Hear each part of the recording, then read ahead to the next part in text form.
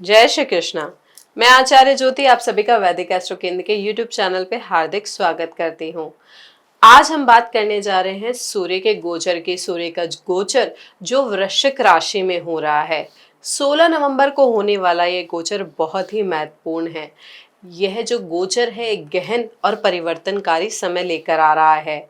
वृश्चिक जो जल तत्व की स्थिर राशि है और इसका जो स्वामी है मंगल देव है, इसलिए ये जो स्थान है, ये वृश्चिक राशि जो है गहराई, ताकत और जीवन के रहस्यों से जुड़ी हुई है। जब सूर्य इस राशि में प्रवेश करते हैं तो यह हमें अपने भीतर झांकने और अपने छिपे भावनात्मक पहलुओं को समझने और जीवन के उन हिस्सों पर काम करने का अवसर देते हैं जिन्हें हम अक्सर नजरअंदाज कर देते हैं। यह जो समय है केवल आत्मविश्वास बढ़ाने का नहीं है, बल्कि अपनी पुरानी आदतों को और सोच के पैटर्न को बदलने का भी है। वृश्चिक राशि में सूर्य का प्रभाव हमें साहस देता है कि हम अपने जीवन में नए अध्याय की शुरुआत करें, अंधेरे में छिपी सच्चाइयों का सामना करें और खुद को एक नए दृष्टिकोण से परखें।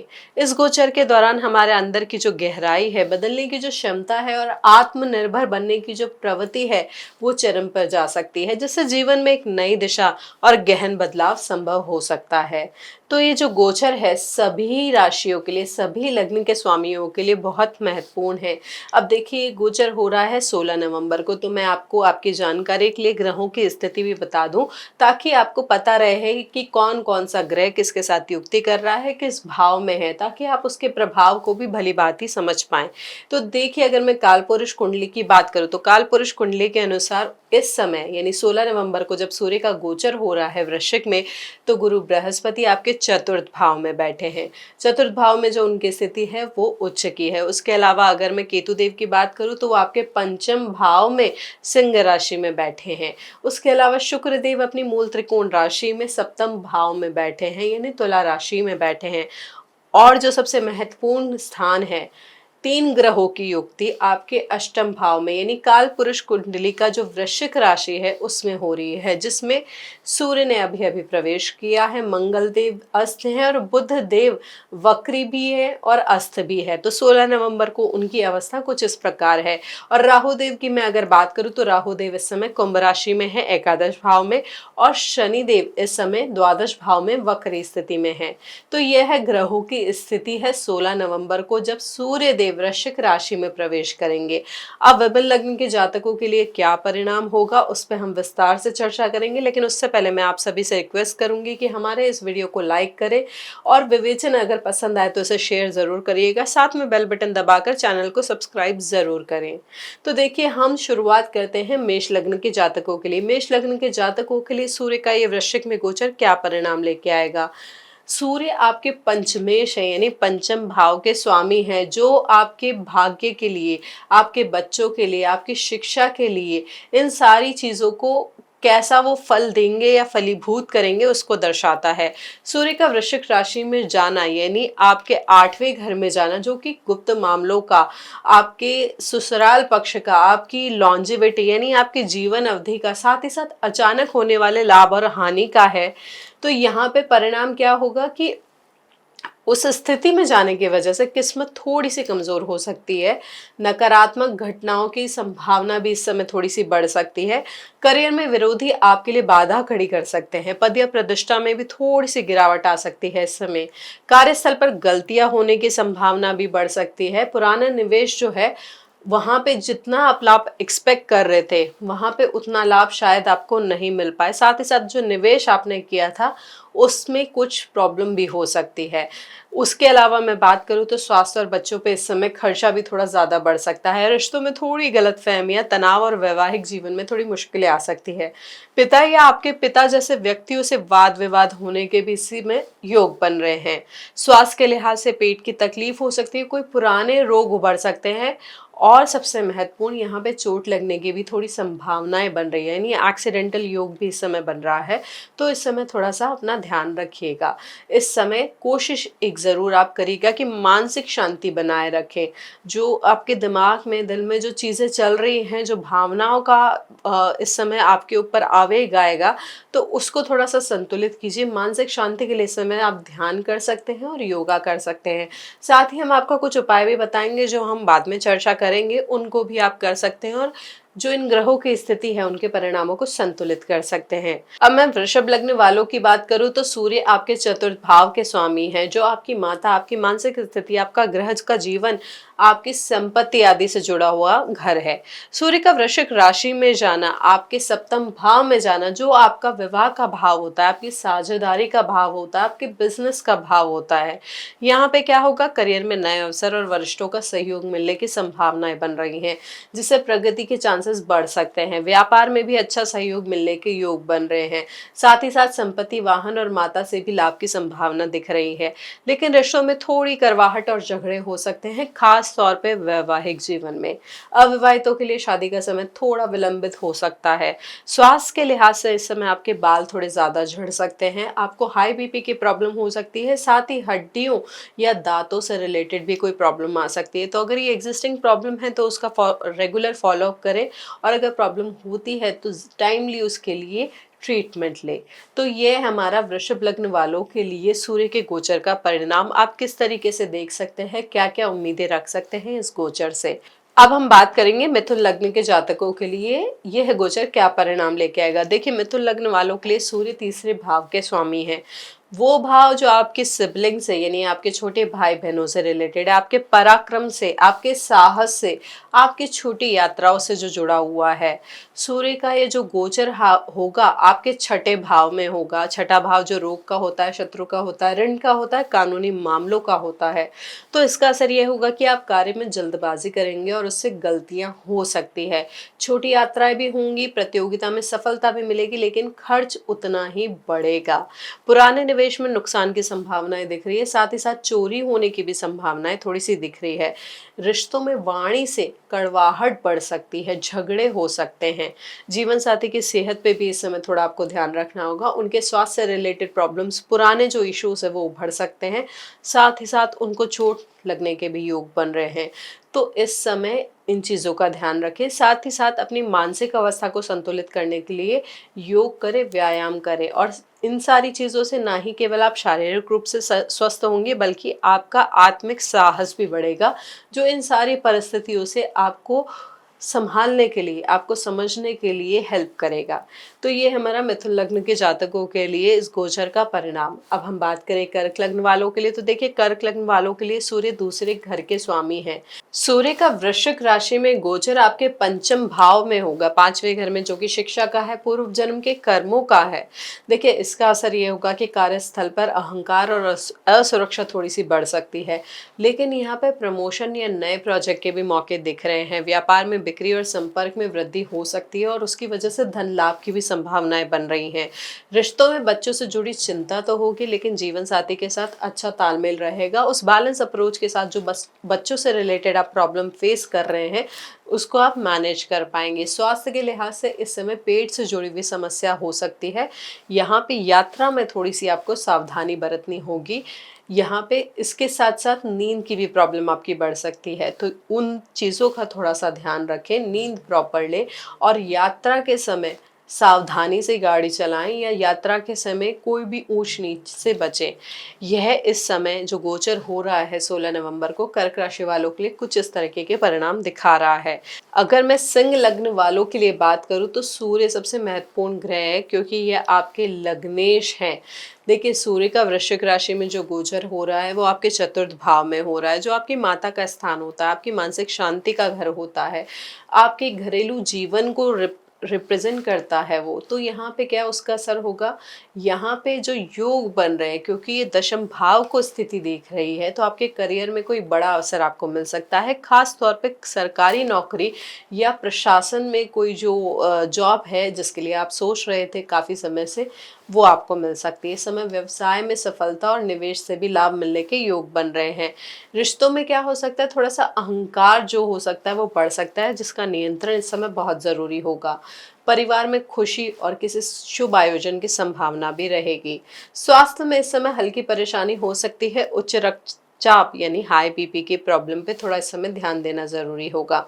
मानसिक शांति के लिए इस समय ध्यान जरूर करें। यह इस गोचर के प्रभाव को संतुलित करके आपको सही ढंग से सोचने के लिए हेल्प करेगा। तो सिंह राशि वालों के लिए, सिंह लग्न वालों के लिए सूर्य के जो ये गोचर है कुछ इस तरीके के परिणाम लेके आएगा। अब मैं अगर कन्या लग्न वालों के लिए बात करूं तो कन्या लग्न वालों के लिए सूर्य क्या है, आपके द्वादश भाव के स्वामी है।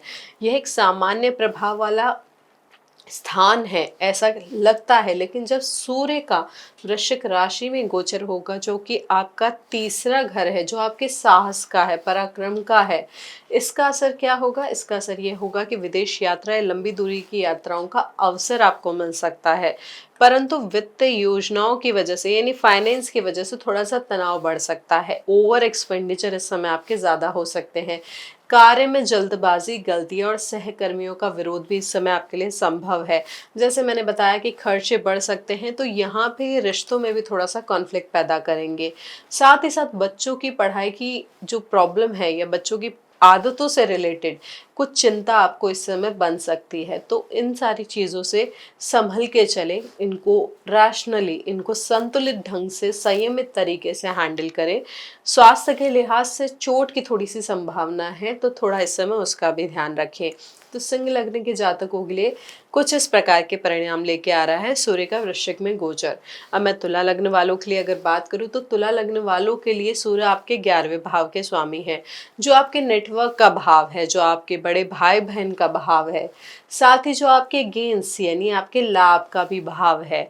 तो सूर्य का जो गोचर होगा वृश्चिक राशि में, ये आपके दूसरे भाव में होगा, जो आपके कुटुंब को रिप्रेजेंट करता है। तो देखिए इस समय पे क्या होगा, आपको नए अवसर तो मिलेंगे, अच्छे पदोन्नति के योग भी बन रहे हैं, खास तौर पे उन लोगों के लिए जिनकी दशा यानी जो महादशा चल रही है वो शुभ दशा चल रही है, और ग्रहों की जो स्थिति है, ये जो आपके जन्मकालीन कुंडली है उसमें अगर सूर्य की दशा बहुत अच्छी है, यानी या वृषभ आपके जो लग्नेश है उसकी दशा अच्छी चल रही है, तो आपको यहाँ पे पदोन्नति के अवसर बहुत अच्छे मिल सकते हैं। वरिष्ठों से समर्थन भी मिलेगा और उनका ध्यान भी मिलेगा, जिससे कि आपका कॉन्फिडेंस भी बढ़ेगा। संपत्ति निवेश की मैं बात करूँ तो यहाँ पे भी धन लाभ लगातार बढ़ने के योग बन रहे हैं। जमीन या व्यवसाय से लाभ के योग भी बन रहे हैं। अगर आप स्पेशली इन बिजनेस में इन्वॉल्व हैं, रिटेल एसेट से रिलेटेड या ज़मीन से रिलेटेड, तो यहाँ पे उसके थ्रू भी आपको अच्छे योग बन रहे हैं लाभ के। साथ ही साथ जो इंसेस्ट्रल प्रॉपर्टी है उससे रिलेटेड मामले भी सुलझ सकते हैं। नए लोग आपसे जुड़ सकते हैं जो भविष्य में आपके मददगार साबित होंगे। साथ ही साथ पॉलिटिकल कनेक्शन भी बनने के समय आपके लिए योग बन रहे हैं, जो आपको समाज में प्रतिष्ठा दे पाएंगे। रिश्तों में सुधार होगा, पारिवारिक समस्याओं का समाधान भी संभव इस समय हो सकता है। वाहन या अन्य भौतिक वस्तुएं खरीदने के भी योग बन रहे हैं। बस स्वास्थ्य के लिहाज से यहाँ पे मानसिक शांति पर थोड़ा ध्यान देने की जरूरत है। कोई भी डिसीजन जल्दबाजी में ना ले, अन्यथा उस काम में थोड़ी सी गलती आपसे हो सकती है जो आगे जाके आपको नुकसान पहुंचा सकती है। तो कुछ इस तरीके से हो सकता है तुला लग्न वालों के लिए सूर्य के इस गोचर का परिणाम।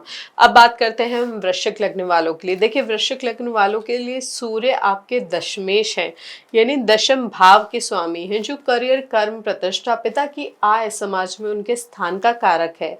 सूर्य का वृश्चिक राशि में गोचर यानी आपके लगन में, आपके पहले घर में यह गोचर हो रहा है, जो आपके स्वभाव पे, आपके शरीर पे, आपके व्यक्तित्व पे और आपके जीवन पे बहुत ज़्यादा प्रभाव डालेगा। इस दौरान करियर में बदलाव आने के योग बन रहे हैं, जो अच्छे और चुनौतीपूर्ण दोनों तरीके के हो सकते हैं। ये आपकी चल रही महादशा पे निर्भर करेगा। व्यवसाय में नए आरंभ के अवसर भी मिल सकते हैं और दिशा निर्देश भी आपको इस समय मिल सकते हैं कि कैसे आगे बढ़ना है, कैसे चीज़ों को संभालना है। मदद और सहयोग बहुत अच्छे से आपको मिल सकता है, जो आपको इनिशियल सक्सेस यानी प्रारंभिक सफलता प्रदान करेगा। आर्थिक स्थिति में भी सुधार होने के योग बन रहे, साथ ही आय के नए स्रोत भी बन सकते हैं। रिश्तों में भी जैसे मैंने बताया कि सुधार होगा, नए फ्रेंड्स बन सकते हैं। साथ ही पिता पक्ष के दूर के रिश्तेदार से मिलने के लिए छोटी यात्रा की भी संभावना इस समय बन रही है। शारीरिक गतिविधियों में रुचि बढ़ेगी। योग और व्यायाम में आप इंटरेस्ट दिखाएंगे, आपका इंक्लिनेशन उसकी तरफ होगा। मानसिक स्थिति भी आपकी बेहतर हो सकती है। सकारात्मक बदलाव करने के लिए आप उत्साही होंगे। तो इस समय ग्रहों का जो ये प्रभाव है, जो आपको प्रोत्साहित कर रहा है अच्छी चीज़ें करने के लिए, तो उसको सही ढंग से समझे और उसको अच्छे से यूटिलाइज करें। आपकी अगर दशा यानी महादशा जो जन्मकालीन से अभी तक आपकी चल रही है, अगर अभी की दशा आपकी बहुत अच्छी है तो ये आपको बहुत अच्छे परिणाम दे सकती है। वहीं जिनकी दशा उतनी अच्छी नहीं है तो यहाँ पे ये है वृश्चिक राशि वालों के लिए बहुत गहराई में जाना या ओवर थिंकिंग भी दे सकता है, तो इस समय इसका भी थोड़ा सा ध्यान रखिएगा। धनु लग्न वालों के लिए अगर मैं बात करूँ तो सूर्य आपके नवे घर के स्वामी हैं, जो नवम भाव आपके पिता का है, आपके भाग्य का है, आपकी लंबी यात्रा का है।